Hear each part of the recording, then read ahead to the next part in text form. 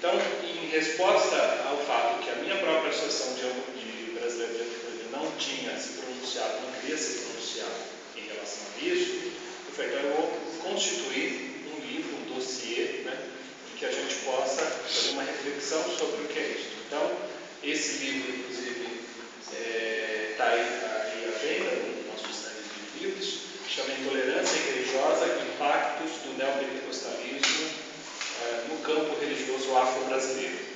Ele é uma coletânea formada por textos de diversos autores, antropólogos, historiadores, juristas, né, mostrando o que está ocorrendo no campo afro-brasileiro depois que as religiões evangélicas neopentecostais começaram a atuar. Quer dizer, que impacto está ocorrendo em termos da construção das identidades religiosas, das identidades culturais, das identidades ou das orientações sexuais, porque, como vocês sabem, esse ataque ele não só demoniza as religiões afro-brasileiras, mas ele também promove uma ideia de que, por exemplo, uma orientação sexual homossexual é uma doença que pode ser curada.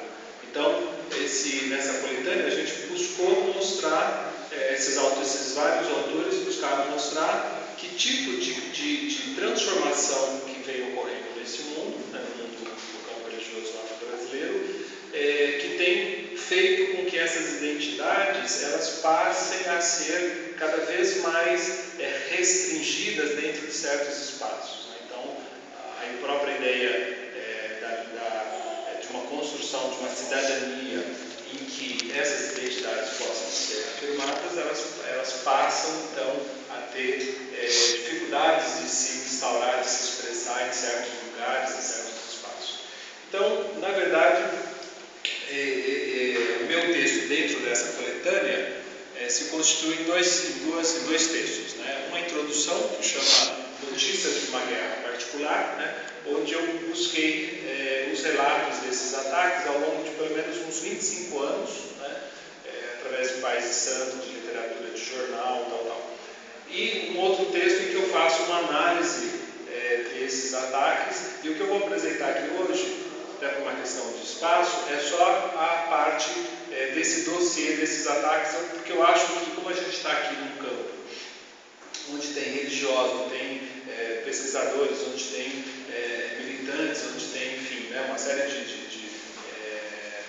membros de diferentes grupos, eu acho que é importante a gente ter um pouco mais de informação sobre o que de fato significam esses ataques. Muitas vezes a gente generaliza, né, as informações sobre esses ataques. Eu acho importante a gente saber quando eles começaram, por que começaram, quais são as suas características, quando que uma liberdade de expressão pode ser, quando esse ataque pode ser entendida como uma liberdade de expressão, quando não. Porque, por exemplo, aqui mesmo agora o Paulo disse, bom, o meu Deus é este, não é aquele, né?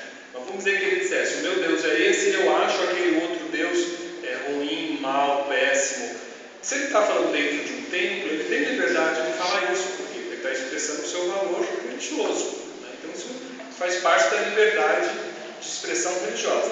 Então, quando que isso passa a ser um problema para outra religião? Então, essa era uma das perguntas que eu me fiz nesse trabalho e que eu, então, vou procurar dar algumas informações para vocês, né? Bom, a primeira coisa